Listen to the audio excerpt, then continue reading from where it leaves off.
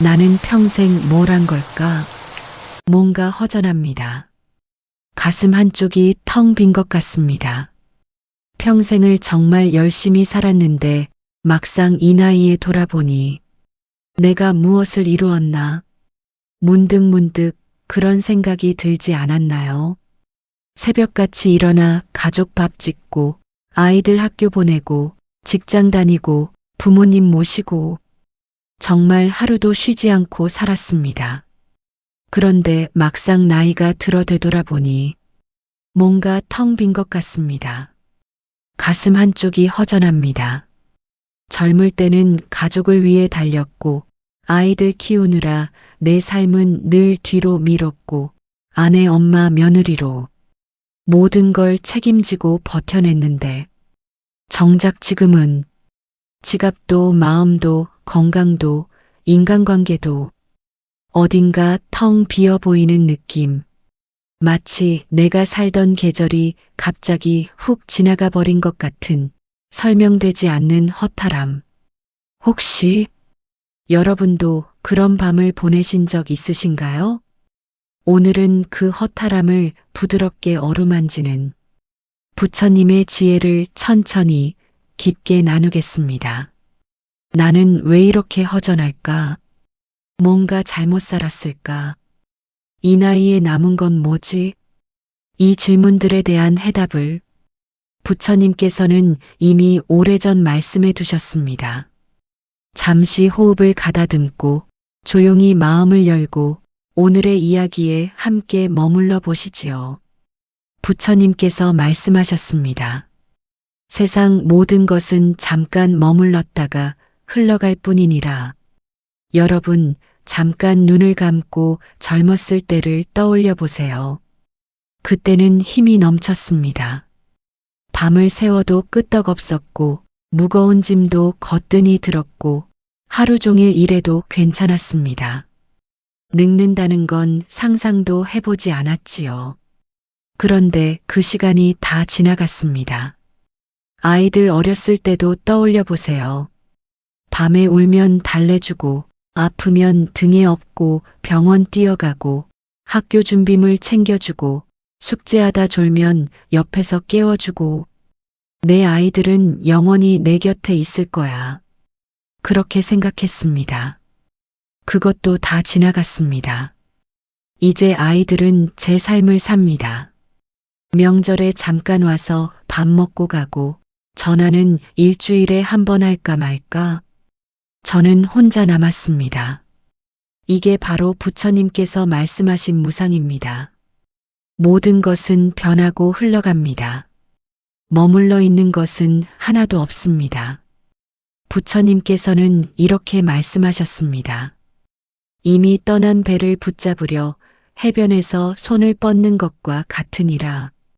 배는 이미 멀리 갔거늘 그대는 여전히 그 자리에 서서 손을 뻗고 있느니라. 지금 우리가 느끼는 허탈함이 바로 이겁니다. 이제 와서 되돌릴 수 없다. 그때 그렇게 하지 말걸. 다시 젊어질 수만 있다면. 이런 생각들이 우리를 괴롭힙니다. 그런데 부처님께서는 이렇게 말씀하셨습니다. 놓아주라. 흘러간 것은 흘러간 것이니라. 그때 비로소 그대는 지금 이 순간을 살 수 있느니라. 과거를 붙잡고 있는 한 우리는 지금을 살 수 없습니다. 제가 아는 할머니 한 분 이야기를 들려드리겠습니다. 이분은 올해 72세이십니다. 이분은 평생 후회 속에 사셨답니다.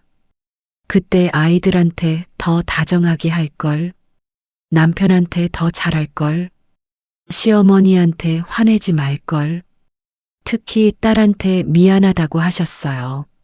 아들만 챙기고 딸은 소홀히 했다고. 딸이 엄마는 오빠만 좋아해 했던 그 말이 50년이 지난 지금도 가슴에 박혀 있답니다. 명절 때마다 딸을 보면 미안해, 그때 엄마가 이 말만 반복했답니다.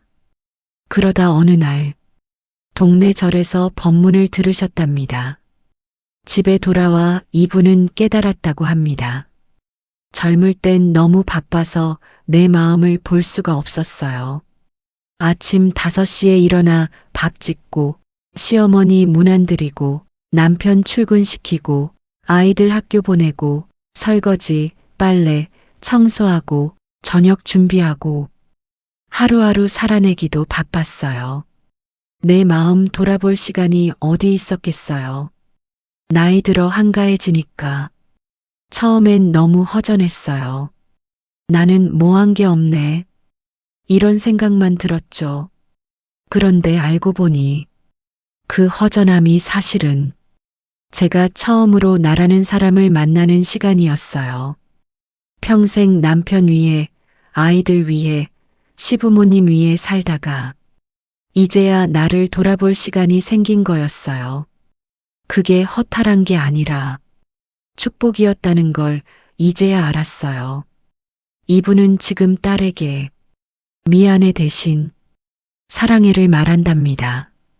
과거의 후회를 내려놓으니 비로소 지금의 사랑이 보였다고 합니다.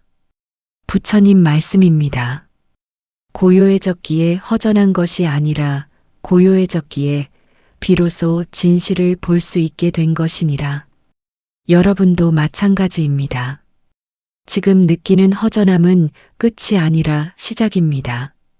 진짜 나를 만나는 시작입니다. 부처님께서는 이렇게도 말씀하셨습니다. 강물은 흐르고 구름은 떠가고 계절은 바뀌느니라. 이것이 자연의 이치이니라. 그대의 인생도 마찬가지니라. 흘러가는 것을 잡으려 하지 말라.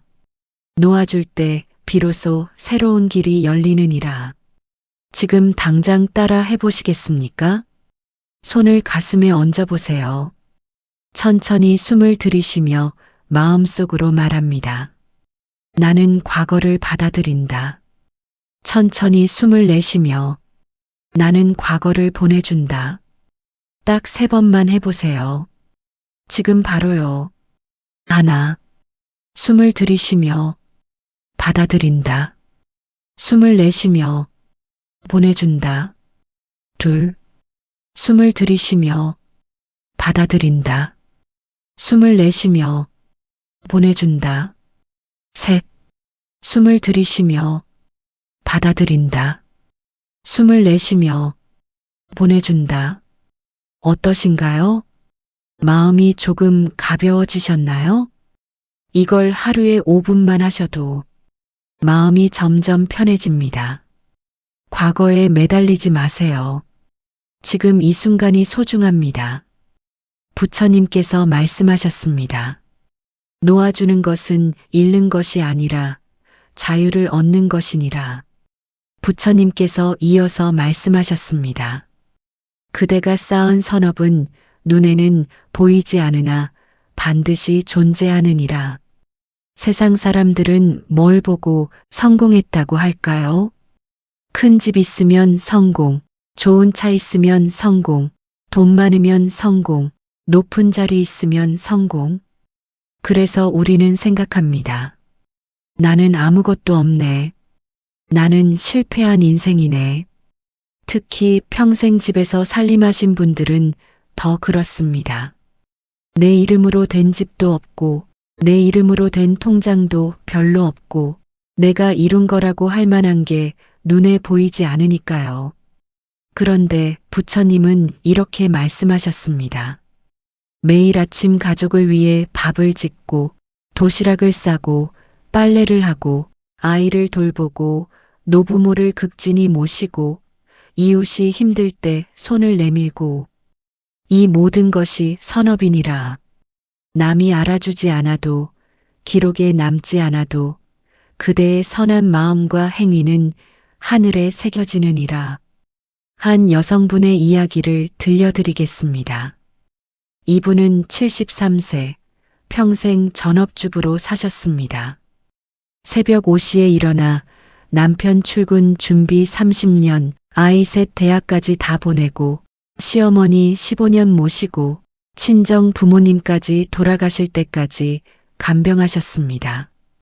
그런데 환갑이 지나고 보니 통장엔 자기 이름으로 된 돈이 거의 없었고 이력서에 쓸 경력도 없었고 자랑할 것도 없다고 느꼈습니다. 어느 날 딸이 물었답니다. 엄마, 엄마는 젊을 때 꿈이 뭐였어? 이분은 대답을 못했답니다. 자기 꿈이 뭐였는지 기억도 안 난다고. 그날 밤 이분은 혼자 울었답니다. 나는 평생 뭘 한 걸까? 나는 실패한 인생이야. 그러다 동네 절에 가서 스님께 이 이야기를 했답니다. 스님께서 이분의 손을 잡아주시며 부처님 말씀을 들려주셨답니다. 보살이여, 그대가 키운 아이들이 지금 바르게 살아간다면, 그대가 돌본 가족이 평안했다면, 그대가 베푼 작은 친절이 누군가의 마음을 따뜻하게 했다면, 그것이 어찌 작은 업적이겠느냐? 그대는 사랑을 실천한 것이니라. 사랑보다 큰 업적이 어디 있겠느냐? 이분은 그날 집에 돌아와 깊이 생각해 보셨답니다. 내가 30년 동안 매일 아침 남편 도시락을 쌌어. 그 도시락 덕분에 남편이 회사에서 일할 수 있었어. 내가 밤마다 아이들 숙제를 봐줬어. 그 덕분에 아이들이 공부할 수 있었어. 큰애가 중학교 때 왕따 당했을 때 내가 매일 밤 안아주며 위로했어. 그 덕분에 큰애가 학교를 무사히 다닐 수 있었어. 시어머니가 치매에 걸렸을 때 15년 동안 내가 모셨어. 그 덕분에 어르신이 편안하게 가셨어. 친정 어머니 암투병 3년 동안 내가 매일 병원에 갔어. 그 덕분에 어머니가 외롭지 않으셨어. 이웃 아줌마가 남편 잃고 힘들 때 내가 매일 찾아가서 말벗이 되어줬어. 그 덕분에 그 아줌마가 버텼어. 이게 업적 아닌가? 이분은 깨달았답니다. 내가 한 일들이 눈에 안 보여서 업적이 아닌 줄 알았는데 사실은 이게 다 큰 업적이었구나. 나는 사랑을 실천하며 산 사람이구나. 부처님께서 말씀하셨습니다. 선한 마음은 돌에 새긴 글처럼 영원히 남느니라. 지금 잠깐 생각해 보세요. 당신이 평생 남을 위해 한 일들을요. 새벽에 일어나 밥 지은 것, 아이 아플 때 밤새 간호한 것, 부모님 병원 모시고 다닌 것, 이웃에게 반찬 나눠준 것, 친구 힘들 때 전화해 준 것. 이 모든 것이 업적입니다. 눈에 보이지 않아도, 상장이 없어도 이 모든 것이 당신이 이룬 큰 성공입니다. 지금 종이 하나 꺼내 보세요. 아니면 마음속으로라도 생각해 보세요. 내가 평생 남을 위해 한 일 10가지. 하나, 밥 지어서 가족 먹였다. 둘, 빨래해서 깨끗한 옷 입혔다. 셋, 아이 숙제 봐줬다. 넷, 부모님 병원 모시고 다녔다. 다섯, 이웃에게 반찬 나눠줬다. 여섯부터는 여러분이 직접 생각해 보세요. 작은 것도 좋습니다. 길 가르쳐 줬다. 이것도 하나입니다. 모두 다 업적입니다. 당신이 한 그 모든 일들이 세상을 조금 더 따뜻하게 만들었습니다. 부처님께서 말씀하셨습니다. 그대는 많은 것을 이루었느니라. 눈에 보이지 않는다고 해서 없는 것이 아니니라. 부처님께서 이어서 말씀하셨습니다. 허무함을 느끼는 것은 끝이 아니라 시작이니라. 깨달음이 피어나기 전 반드시 이러한 고요와 공허를 겪게 되느니라. 번잡함 속에서는 진실이 보이지 않느니라. 고요해져야 비로소 보이느니라. 많은 분들이 이렇게 말씀하십니다. 왜 나이 들수록 이렇게 허무해요? 젊을 땐 이런 감정 없었는데 나만 이런가요? 아닙니다. 당신만 그런 게 아닙니다. 부처님 제자 중 한 명이 여쭤봤습니다. 부처님, 왜 나이 들수록 허무함이 생깁니까? 젊을 때는 바빠서 그런 생각할 겨를도 없었는데 이제는 자꾸 이런 생각이 듭니다. 부처님이 미소 지으시며 말씀하셨습니다. 그대가 자신을 바라볼 여유가 생겼다는 증거이니라. 평생 바쁘게 달리기만 하던 사람이 비로소 멈춰서서 자신을 돌아보게 된 것이니라. 이것은 축복이니라. 허탈함이 아니라 깨어남이니라. 생각해 보세요. 젊을 때는 정말 바빴습니다. 아침 6시에 일어나 가족들 아침 챙기고 출근하고 일하고 퇴근해서 장 보고 저녁 준비하고 설거지하고 아이들 숙제 봐주고 빨래 널고 다림질하고 밤 11시에야 잠자리에 들고 주말에도 쉬지 못했습니다. 대청소하고 반찬 만들고 친척 집 다녀오고 쉴 틈이 없었습니다. 내 마음을 돌아볼 시간이 없었습니다. 그런데 이제는 어떤가요? 아이들은 다 컸고 집안일도 예전만큼 많지 않고 시간이 생겼습니다. 그러면 어떻게 될까요? 처음으로 내 마음이 보입니다. 나는 지금 어떤 사람인가? 나는 뭘 좋아하는 사람인가? 나는 행복한가? 이런 질문들이 올라옵니다. 그래서 허탈해지는 겁니다. 하지만 부처님은 이렇게 말씀하셨습니다. 어둠 속에서는 별이 보이지 않느니라. 밤이 깊어야 비로소 별이 빛나느니라. 그대의 마음도 마찬가지니라. 고요해져야 비로소 진실이 보이느니라. 지금 여러분이 느끼는 허탈함은 사실은 깨어남입니다. 아, 나는 그동안 나를 몰랐구나. 나는 그동안 나를 돌보지 못했구나. 이걸 깨닫는 순간입니다. 한 여성분 이야기를 들려드리겠습니다. 이분은 65세이십니다. 이분은 50대 중반부터 허탈했답니다. 셋째까지 다 대학 보내고 나니까 갑자기 텅 빈 것 같았답니다. 나는 이제 뭘 하지? 내 역할은 끝난 건가? 매일 울었답니다. 나는 뭐하고 산 걸까? 우울증까지 왔답니다. 병원도 다녔지만 별로 나아지지 않았답니다. 그러다 어느 날 동네 절에 갔다가 스님 법문을 들었답니다. 스님께서 이렇게 말씀하셨답니다. 허탈함은 끝이 아닙니다. 시작입니다. 이제야 당신이 당신을 만날 시간입니다. 평생 남편 위에 아이들 위에 달렸는데 이제 처음으로 멈춰 섰습니다. 그래서 허전한 겁니다. 하지만 이제부터가 진짜입니다. 진짜 나를 만나는 시간입니다. 이분은 그 말씀이 가슴에 와닿았답니다. 아, 내가 지금 나를 처음 만나고 있구나. 평생 남 위에 살다가 이제야 나를 만나는구나. 그 후로 생각이 바뀌었답니다. 이제부터는 나를 위해 살아보자. 아직 늦지 않았다. 이분은 66세에 수채화를 배우기 시작했답니다.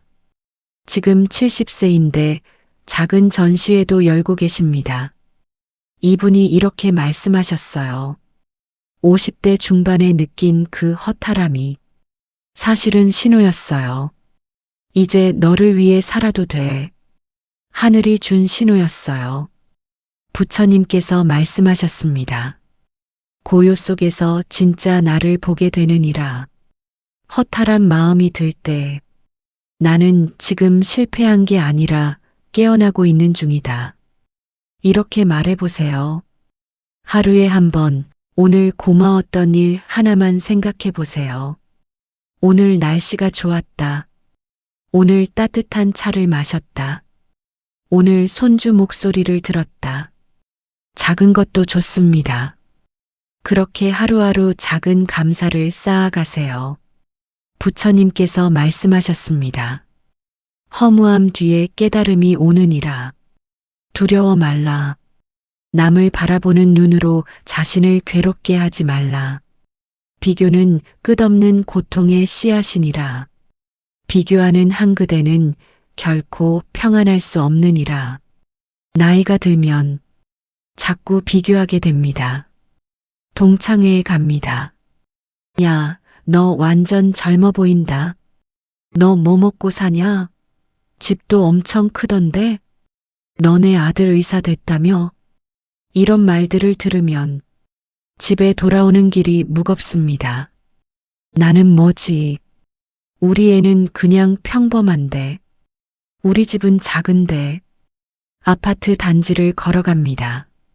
주차장에 외제차가 보입니다. 저 집은 저런 차를 타는데. 이웃 아주머니를 만납니다. 우리 큰애가 미국 유학 갔어요. 우리 사위가 대기업 다녀요. 이런 말들을 들으면 마음이 무너집니다. 교회나 절에 갑니다. 우리 손주가 이번에 전교 1등 했어. 우리 며느리가 정말 효도를 잘해. 이런 말들이 들립니다. 그럼 나도 모르게 생각합니다. 우리는 그렇지 못한데.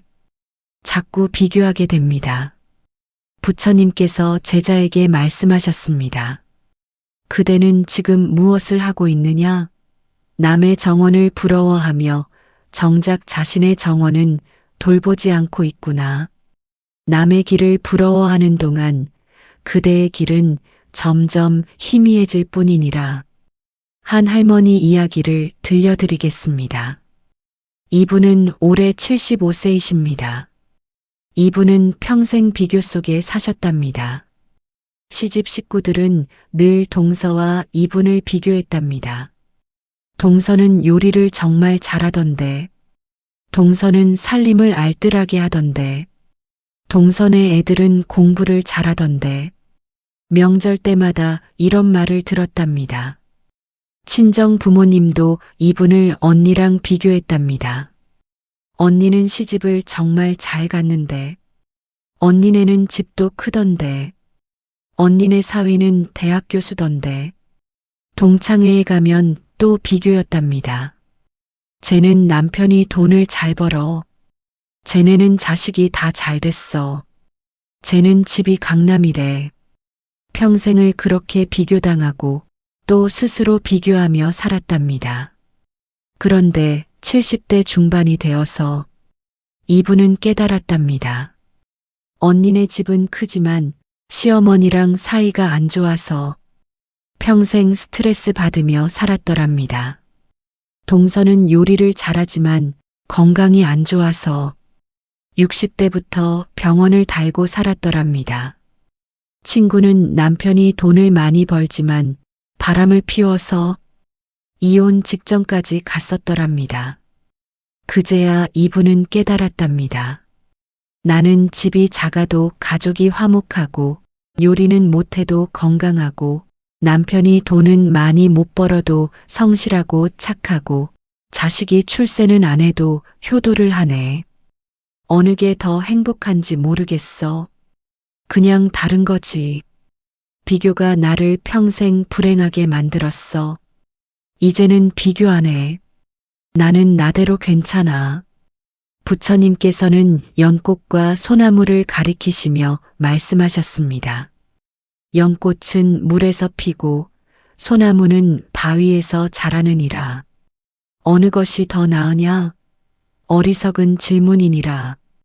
둘 다 제자리에서 아름다우니라. 여러분도 마찬가지입니다. 누군가는 큰 집에 살고 누군가는 작은 집에 삽니다. 누군가는 자식이 의사고 누군가는 자식이 평범합니다. 누군가는 손주가 자주 오고 누군가는 손주가 가끔 옵니다. 그런데 이게 중요한 게 아닙니다. 중요한 건 내가 내 인생을 사랑하느냐입니다. 부처님께서 말씀하셨습니다. 내 삶을 있는 그대로 사랑할 때 괴로움은 사라지느니라. 지금부터 이렇게 해보세요. 비교하는 생각이 들 때, 그건 저 사람 인생. 나는 내 인생. 이렇게 말해보세요.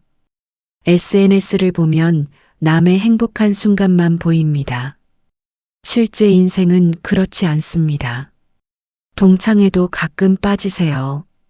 자식 자랑, 남편 자랑 듣느라 마음 상할 필요 없습니다. 대신 나를 위한 시간을 가지세요. 하루에 한 번, 나는 이것 하나만으로도 괜찮다. 이렇게 말해주세요. 장미와 국화를 비교할 수 없듯이 당신과 남을 비교할 수 없습니다. 당신은 당신대로 아름답습니다. 부처님께서 말씀하셨습니다. 비교를 멈추는 순간 평화가 시작되느니라. 부처님께서 이어서 말씀하셨습니다. 꽃이 피는 데에는 때가 있나니 누구도 그 순서를 재촉할 수 없느니라. 많은 분들이 이렇게 말씀하십니다. 이제 다 늙었는데 젊을 때 했어야지. 지금은 너무 늦었어. 정말 그럴까요? 제가 아는 분들의 이야기를 들려드리겠습니다. 72세 할머니. 이분은 70세에 서예를 시작하셨습니다. 처음엔 붓을 잡는 것도 어려웠답니다. 손이 떨려서 선이 삐뚤삐뚤했답니다. 하지만 포기하지 않으셨습니다. 매일 1시간씩 연습하셨습니다. 지금은 전시회도 열고 계십니다. 작품을 사겠다는 사람도 있답니다. 이분이 이렇게 말씀하셨어요. 70세에 시작했으니 앞으로 20년은 더 할 수 있어요. 66세 할아버지. 이분은 퇴직 후 우울증이 왔답니다. 이제 나는 쓸모없는 사람이야. 그러다 우연히 스마트폰 강좌를 들으셨습니다. 처음엔 정말 어려웠답니다. 앱이 뭔지, 카톡이 뭔지. 하지만 포기하지 않으셨습니다. 매주 복지관 강좌를 들으셨습니다. 지금은 손주들과 영상 통화도 하고 유튜브도 보고 사진도 찍어서 카톡으로 보내십니다. 세상이 이렇게 재미있는 줄 몰랐어요. 68세 할머니. 이분은 평생 무릎이 아프셨답니다. 계단 오르내리기도 힘드셨답니다. 그러다 이웃 아줌마 따라 요가를 시작하셨습니다. 처음엔 몸이 안 굽혀졌답니다. 다리도 안 올라갔답니다. 하지만 포기하지 않으셨습니다.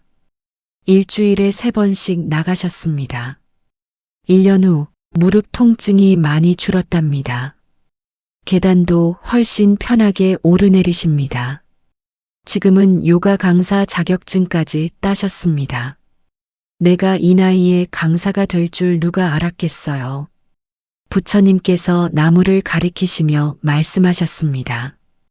겨울 동안 나무는 아무 일도 하지 않는 것처럼 보이나니 그러나 그것은 눈에 보이지 않을 뿐이니라. 나무는 겨울 동안 뿌리를 가장 깊이 내리느니라. 봄을 준비하는 것이니라. 그대의 50대, 60대, 70대도 마찬가지니라. 가장 깊은 지혜의 뿌리를 내리는 때이니라. 어느 제자가 부처님께 여쭤봤습니다. 부처님, 저는 이제 너무 늙었습니다. 새로운 것을 배우기엔 늦었습니다. 부처님께서 답하셨습니다. 그대가 숨을 쉬고 있다면, 그대가 마음을 열 수 있다면 늦은 것이 아니니라. 80세에 깨달음을 얻은 이도 있고 90세에 새로운 길을 시작한 이도 있느니라. 나이는 숫자일 뿐 마음은 언제나 젊을 수 있느니라. 한 75세 할머니가 이렇게 말씀하셨어요. 젊을 때 전 정말 예뻤어요. 거울 보는 게 즐거웠죠. 나이 들어 주름이 생기니까 거울 보는 게 싫었어요. 늙은 내 모습이 보기 싫었어요. 근데 어느 날 깨달았어요. 이 주름 하나하나가 내가 살아온 증거더라고요. 이 주름은 애 키우며 웃고 울던 흔적, 저 주름은 시어머니 모시며 애쓴 기억, 그 주름은 남편 뒷바라지하며 고생한 세월. 이제는 거울을 보면 내 인생이 보여요. 이 얼굴이 자랑스러워요. 나는 이렇게 살아왔구나. 그리고 깨달았어요. 아직 끝난 게 아니라는 걸. 75세에 수채화를 시작했어요. 지금 77세인데 그림 그리는 게 너무 재미있어요. 이 나이에 이런 재미를 알게 될 줄 몰랐어요. 부처님께서 말씀하셨습니다. 늦게 핀 꽃일수록 향기로우니라. 어느 스님이 말씀하셨습니다. 봄꽃은 화려하지만 금방 진다. 가을 국화는 늦게 피지만 오래 간다. 70대는 인생의 가을 국화다. 지금부터가 진짜 향기를 풍길 때다. 지금 생각해 보세요. 하고 싶었던 일이 있으신가요? 서예, 그림, 노래, 춤, 악기, 요가, 산책, 등산, 여행, 독서, 글쓰기, 사진. 뭐든 좋습니다. 오늘부터 시작해 보세요. 작은 것부터요. 나이 때문에 라는 말을 금지하세요. 대신 이렇게 말해 보세요. 나는 지금 새로운 봄을 준비 중이다. 인생의 사계절이 있다면 겨울 다음엔 반드시 봄이 옵니다. 당신의 새로운 봄은 지금부터입니다.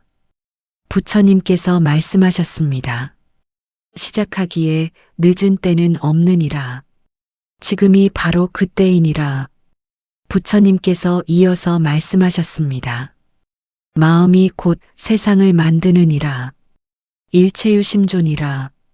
같은 꽃을 보아도 어떤 이는 아름답다 하고 어떤 이는 시들었다 하느니라. 꽃이 다른 것이 아니라 마음이 다른 것이니라. 허탈감도 마찬가지입니다. 내 인생은 실패야. 나는 아무것도 이룬 게 없어. 나는 쓸모없는 사람이야. 이런 생각이 여러분을 괴롭히는 겁니다. 어느 날 한 사람이 스님을 찾아왔습니다. 스님, 저는 쓸모없는 사람입니다. 아무것도 할 수 없어요. 스님께서 조용히 물으셨습니다. 그대는 지금 숨을 쉬고 있지 않은가? 그대는 지금 말을 하고 있지 않은가? 그대는 지금 여기 앉아 있지 않은가? 그런데 어찌 쓸모없다고 하는가? 그대가 쓸모없는 것이 아니다. 나는 쓸모없다는 생각이 그대를 괴롭히는 것이다. 부처님께서 말씀하셨습니다. 생각은 구름과 같으니라. 하늘을 가릴 수는 있으되 하늘 자체가 될 수는 없느니라. 생각이 지나가도록 두라. 붙잡지 말라. 같은 상황에서도 어떤 사람은 행복하고 어떤 사람은 불행합니다. 왜 그럴까요? 생각이 다르기 때문입니다. 한 남성분 이야기를 들려드리겠습니다. 이분은 68세이십니다. 이분은 평생 나는 아무것도 이룬 게 없다는 생각에 시달렸답니다. 형은 사업에 성공했고 동생은 교수가 됐는데 본인은 평범한 회사원으로 살았답니다. 나는 실패자야. 이 생각이 평생 따라다녔답니다. 그러다 65세에 암 진단을 받으셨답니다. 위암 3기, 수술하고 항암 치료 받으며 죽음 앞에 섰을 때 이분은 인생을 돌아보셨답니다. 내가 정말 실패자일까? 아니었습니다.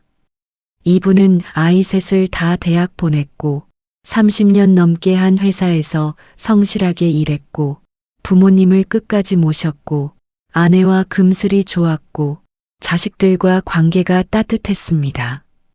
이게 얼마나 큰 성공인데 그제야 깨달았답니다. 내 생각이 나를 불행하게 만들었구나. 사실은 나는 성공한 인생이었는데 나는 실패자야라는 생각만 반복했구나. 다행히 수술이 잘 되어 지금은 건강을 회복하셨습니다. 이분이 이렇게 말씀하셨어요. 암에 걸린 게 오히려 축복이었어요. 그 덕분에 내 생각을 바꿀 수 있었어요. 이제는 매일 감사하며 살아요. 나는 실패자야 대신 나는 잘 살았어라고 말해요. 같은 인생인데 생각만 바꿨을 뿐인데 세상이 완전히 달라 보여요. 부처님께서 말씀하셨습니다. 마음이 바뀌면 세상도 새로워지느니라. 한 여성분은 이렇게 실천하셨답니다. 부정적인 생각이 올라올 때마다 공책에 적었어요. 나는 실패했다. 나는 가치 없다. 나는 늙었다. 한 달 동안 적었더니 같은 생각이 계속 반복되더라고요. 그제야 깨달았어요. 이건 사실이 아니라 습관이구나. 그 후로 그 생각이 올라올 때마다 이건 사실이 아니라 생각일 뿐 이라고 말했어요. 3개월 하니까 정말 마음이 편해졌어요. 지금 당장 따라 해보시겠습니까? 부정적인 생각이 올라올 때 이건 사실이 아니라 생각일 뿐 이렇게 말해보세요. 지금 한번 연습해 봅시다. 나는 실패했다. 이건 사실이 아니라 생각일 뿐 나는 가치 없다. 이건 사실이 아니라 생각일 뿐 나는 늙었다. 이건 사실이 아니라 생각일 뿐 어떠신가요? 조금 편해지셨나요? 작은 노트를 하나 준비하세요. 매일 밤 자기 전에 나에게 따뜻한 말 한마디를 써보세요. 오늘도 수고했어. 너는 충분히 잘하고 있어. 너는 소중한 사람이야. 당신을 괴롭히는 건 현실이 아닙니다. 당신의 생각입니다. 생각을 바꾸면 세상이 바뀝니다. 부처님께서 말씀하셨습니다. 그대를 괴롭히는 것은 그대의 생각이니라. 생각을 바꾸라. 그러면 자유로워지느니라. 부처님께서 이어서 말씀하셨습니다. 붙잡고 있기에 괴롭고 놓는 순간 자유롭느니라. 손에 뜨거운 석탄을 쥐고 있다고 상상해 보라. 오래 쥐고 있을수록 더 아프니라. 놓으면 되는데 사람들은 놓지 못하느니라. 나이 들어 가장 힘든 것은 후회와 미련입니다. 그때 그렇게 하지 말걸. 왜 그때 그 선택을 했을까? 다시 돌아간다면 이런 생각들이 마음을 무겁게 짓누릅니다. 어느 제자가 스승께 물었습니다. 스승님, 왜 제 마음은 이렇게 무겁습니까? 부처님께서는 땅에 떨어진 낙엽을 주우셨습니다. 이 낙엽을 보아라. 나무는 가을이 되면 잎을 떨어뜨리느니라. 아까워하지 않느니라. 미련을 두지 않느니라. 왜 그러한가? 잎을 떨어뜨려야 겨울을 견딜 수 있고 봄에 새싹을 틔울 수 있기 때문이니라. 그대도 이 나무처럼 내려놓아라. 과거를 붙잡고 있으면 미래를 맞이할 수 없느니라. 한 남성분 이야기를 들려드리겠습니다. 이분은 올해 76세이십니다. 이분은 45세 때 사업에 실패하셨답니다. 큰 빚을 지고 가족들에게 고생을 시켰답니다. 집도 팔았고 차도 팔았고 아이들은 학원도 못 다녔답니다. 그 후로 30년 동안 그 죄책감에 시달렸답니다. 내가 잘못해서 내 욕심 때문에 명절 때마다 자식들에게 미안했고 아내를 볼 때마다 죄스러웠고 거울을 볼 때마다 자신이 한심했답니다. 30년을 그렇게 살았답니다. 그러다 75세가 되던 해 동네 절에서 법문을 들으셨답니다. 과거를 내려놓으십시오. 후회가 가족을 행복하게 만든 적이 있습니까? 후회가 과거를 바꾼 적이 있습니까? 내려놓으십시오. 그래야 지금을 살 수 있습니다. 이분은 집에 돌아와 깊이 생각하셨답니다.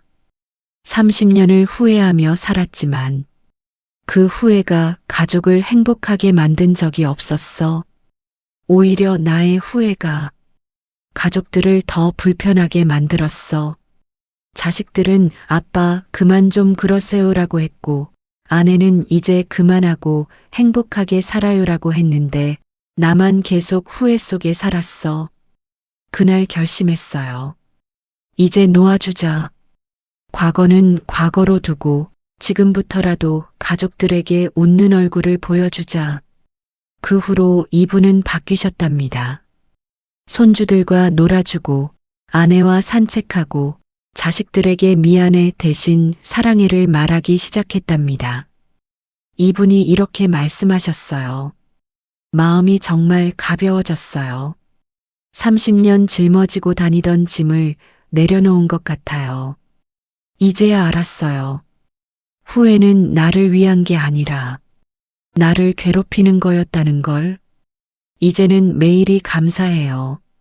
부처님께서 말씀하셨습니다. 놓아주는 것은 잃는 것이 아니라 자유를 얻는 것이니라. 또 다른 분은 이렇게 실천하셨답니다. 내려놓고 싶은 과거를 5가지 종이에 적었어요.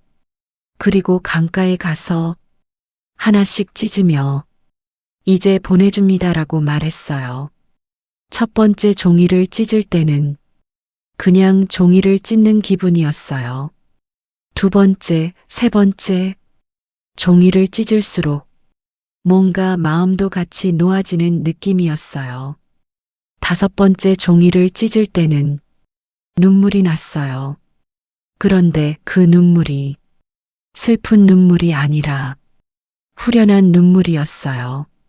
정말 마음이 가벼워졌어요. 지금 실천해 보시겠습니까? 내려놓고 싶은 과거를 마음속으로 5가지 떠올려 보세요. 하나, 이제 보내줍니다. 둘, 이제 보내줍니다. 셋, 이제 보내줍니다. 넷, 이제 보내줍니다.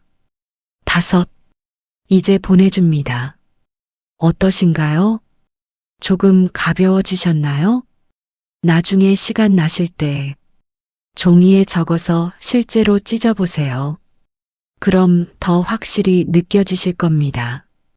지금 이 순간 내게 필요한 것만 붙잡으세요. 과거의 후회, 미래의 걱정을 내려놓고 지금 이 순간을 사세요. 나무가 낙엽을 떨구듯 당신도 과거를 떨구세요. 그래야 새로운 봄을 맞이할 수 있습니다. 부처님께서 말씀하셨습니다. 무거운 짐을 내려놓을 때 비로소 그대는 날아오를 수 있느니라. 부처님께서 이어서 말씀하셨습니다. 그대는 이미 소중한 존재이니라. 태어난 순간부터 그대는 완전하니라. 세상이 그대를 평가하도록 두지 말라. 그대의 가치는 세상이 정하는 것이 아니니라. 그대는 존재 자체로 이미 가치 있느니라. 허탈한 마음 속에는 이런 생각이 숨어 있습니다. 나는 가치 없는 사람이야. 나는 사랑받을 자격이 없어. 나는 쓸모없는 사람이야. 한 할아버지 이야기를 들려드리겠습니다. 이분은 74세이십니다. 이분은 평생 나는 부족한 사람이다라고 생각하며 사셨답니다. 좋은 남편이 아니었어. 좋은 아버지가 아니었어. 좋은 아들이 아니었어. 늘 자신을 부족하다고 생각했답니다. 그러다 어느 날 스님을 찾아가 이 이야기를 했답니다. 스님께서 물으셨답니다. 30년 넘게 한 회사에서 일하며 가족을 먹여 살리지 않으셨습니까? 그게 그렇긴 한데요. 아이 셋을 다 대학까지 보내지 않으셨습니까? 네, 그렇긴 합니다. 부모님을 끝까지 모시지 않으셨습니까? 네. 그런데 어찌 부족하다고 하십니까? 이분은 말문이 막혔답니다. 스님께서 부처님 말씀을 들려주셨답니다. 그대가 아침마다 일어난 것, 힘들어도 참고 일한 것, 월급을 받아 가족을 먹인 것, 아이들을 학교에 보낸 것, 노부모를 돌본 것, 이 모든 것이 사랑이니라.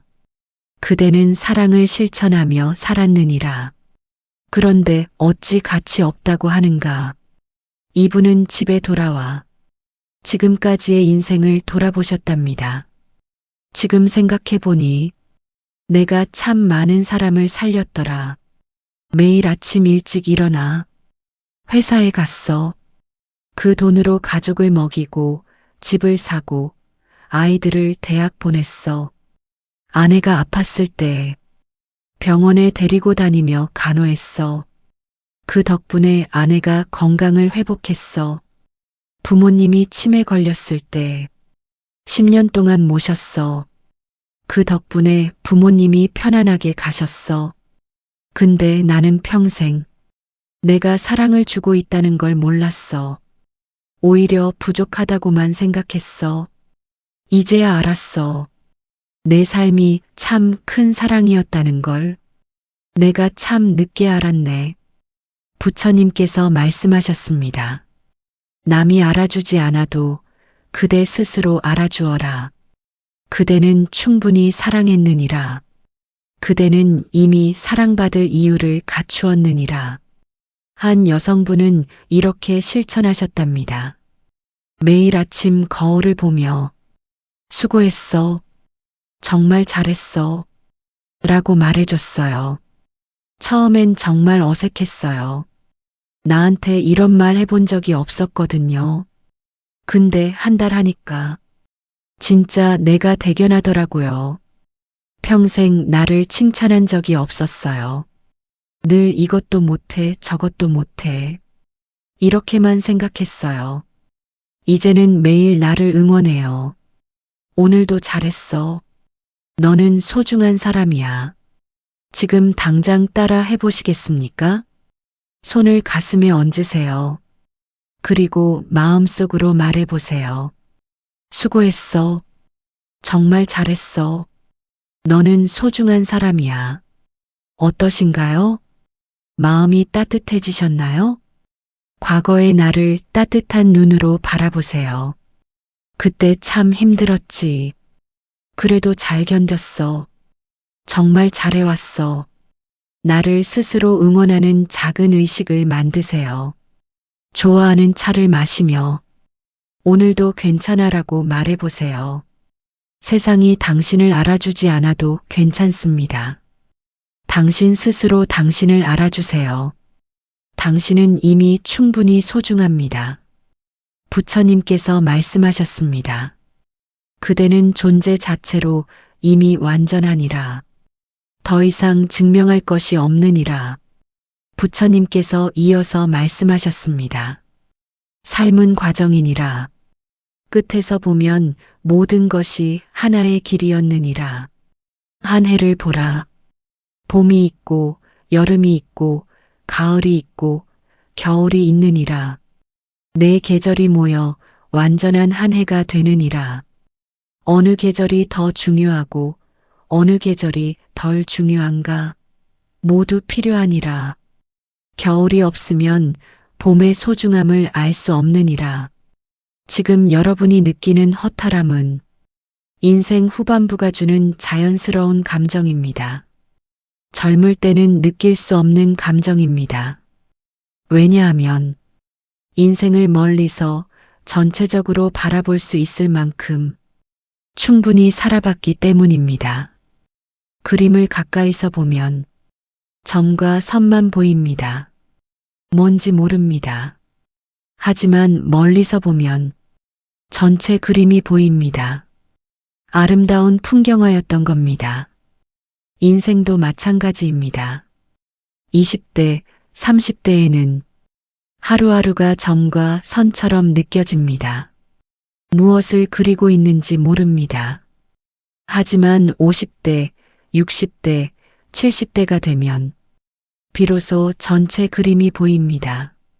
아, 내 인생이 이런 그림이었구나. 부처님께서 말씀하셨습니다. 그대의 인생도 마찬가지니라.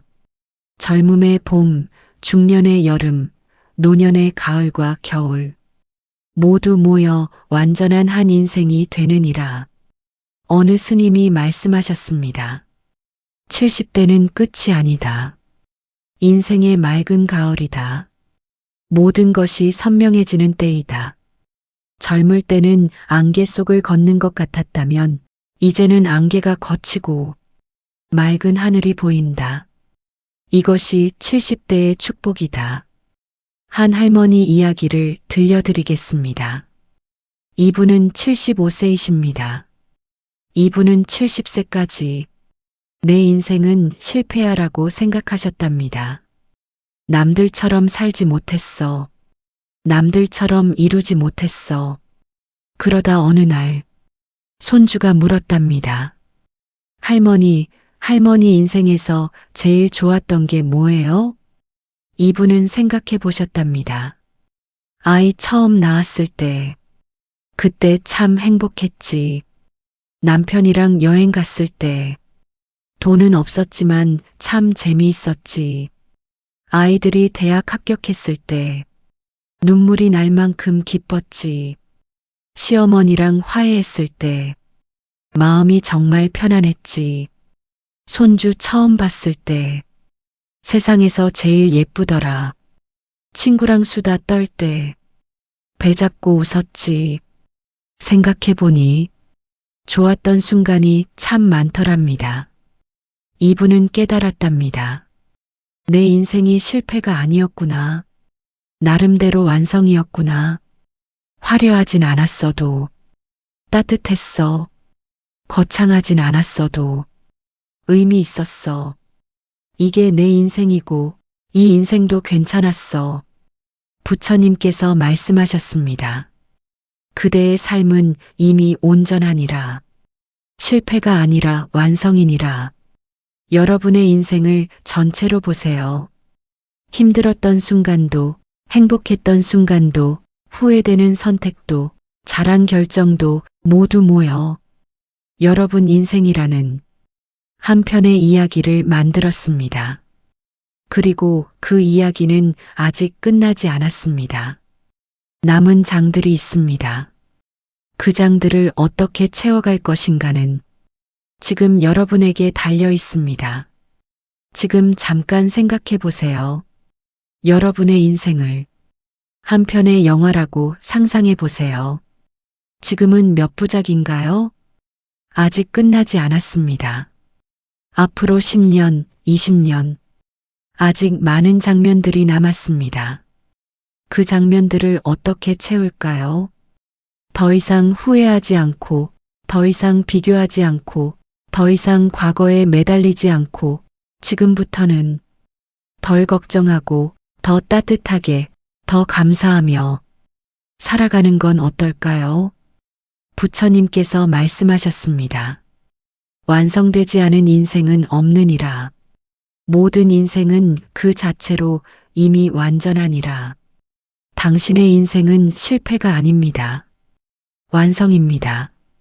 이제 잠시 조용히 평생 열심히 살았지만 지금 허탈함을 느끼고 계신 모든 분들을 위해 함께 기도하겠습니다. 편안하게 손을 모으시고 눈을 감아주세요. 나무아미타불 관세음보살 부처님께 기도드립니다. 평생을 가족을 위해 살아온 분들, 아침 일찍 일어나 밥을 짓고 아이들을 키우며 온 힘을 다해 살아온 분들을 위해 기도합니다. 몸이 아파도 참고 일하며 가족을 먹여 살리고 노부모를 모시며 묵묵히 책임을 다한 분들을 위해 기도합니다. 지금 마음이 허전하고 뭔가 텅 빈 것 같아 혼자 외로운 밤을 보내는 분들을 위해 기도합니다. 나는 뭘 이룬 걸까? 내 인생은 실패인가? 이런 생각에 괴로워하는 분들을 위해 기도합니다. 새벽부터 밤까지 단 한 번도 힘들다 소리 내지 못하고 묵묵히 가족을 지켜온 분들을 위해 기도합니다. 이게 내 팔자지 하며 자신의 꿈을 접고 가족의 꿈을 이뤄주기 위해 평생을 살아온 분들을 위해 기도합니다. 지금도 혼자 방에 앉아 눈물을 훔치고 계신 분들을 위해 기도합니다. 부처님, 이분들이 자신의 삶이 얼마나 큰 사랑이었는지 깨닫게 해주소서. 이분들이 평생 베푼 친절과 희생이 모두 하늘에 기록되어 있음을 알게 해주소서. 이분들의 지친 마음을 부처님의 자비로 어루만져 주소서. 허전한 가슴을 부처님의 따뜻한 빛으로 채워주소서. 이분들이 오늘 밤 조금이라도 평안히 잠들 수 있게 해주소서. 내일 아침 눈 뜰 때 마음이 조금이라도 가벼워지게 해주소서. 남은 인생이 더 이상 후회가 아니라 감사로 채워지게 해주소서. 비교와 집착에서 벗어나 있는 그대로의 삶을 사랑할 수 있게 해주소서. 부처님, 이 기도를 듣고 계신 모든 분들에게 평안을 내려주소서. 이분들의 마음에 자비의 등불을 밝혀주소서. 나무아미타불 관세음보살, 나무아미타불 관세음보살, 나무아미타불 관세음보살. 천천히 눈을 뜨셔도 좋습니다. 부처님께서 여러분의 기도를 들으셨습니다. 여러분의 마음에 부처님의 자비가 함께하고 계십니다. 오늘 우리가 함께 나눈 부처님의 말씀을 다시 한번 마음에 새겨봅니다. 모든 것은 흘러가느니라. 놓아주라. 그대는 이미 많은 것을 이루었느니라. 허탈함은 깨달음의 문이니라. 비교를 멈추면 고통도 멈추느니라. 지금도 늦지 않았느니라. 마음이 세상을 만드느니라. 내려놓을 때 자유가 오느니라. 그대는 이미 소중하니라. 그대의 인생은 완성이니라. 부처님께서 마지막으로 말씀하셨습니다. 그대는 혼자가 아니니라. 그대가 느끼는 허탈함, 그 마음을 나는 알고 있느니라. 그대는 지금까지 정말 잘 살아왔느니라. 누가 뭐라 해도 그대는 최선을 다했느니라. 앞으로의 삶도 여전히 의미 있고 아름다우니라. 두려워 말라. 내 자비가 그대의 마음에 등불처럼 늘 함께하리라. 혹시 지금 이 순간 혼자서 이 영상을 보고 계신가요? 외롭고 허전한 마음으로 이 말씀을 듣고 계신가요? 그렇다면 말씀드리고 싶습니다. 당신은 혼자가 아닙니다. 지금 이 순간에도 수많은 분들이 당신과 같은 마음으로 이 말씀을 듣고 계십니다. 그리고 부처님께서는 지금도 당신을 보고 계십니다. 당신은 지금까지 정말 잘 살아오셨습니다. 누가 뭐라 해도 당신은 최선을 다했습니다. 아무도 알아주지 않아도 부처님께서는 다 알고 계십니다. 부처님의 자비가 여러분 모두와 함께하기를 기도합니다. 오늘 이 말씀이 여러분의 마음에 조금이라도 닿았다면 댓글에 관세음보살 한번 조용히 남겨주세요. 여러분이 남긴 그 한마디가 오늘 밤 힘든 누군가에게 작은 등불이 되어줄 겁니다. 그리고 언젠가 다시 힘든 밤이 찾아올 때 이 영상을 다시 들을 수 있도록 구독과 좋아요 살짝 눌러주세요. 여러분의 지친 마음을 위로할 부처님 말씀을 앞으로도 계속 전해드리겠습니다. 모든 분들께 부처님의 평안이 함께 하시길 진심으로 기도드립니다.